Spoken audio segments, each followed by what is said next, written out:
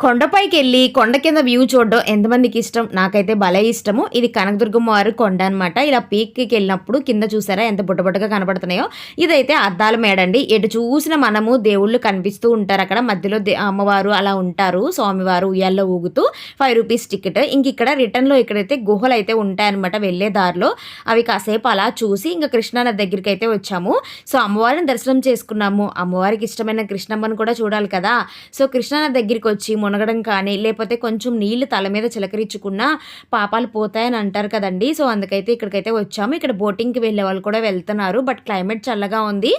గాలి ఎక్కువగా వస్తున్నప్పుడు మాత్రం అంత డేర్ చేయలేము.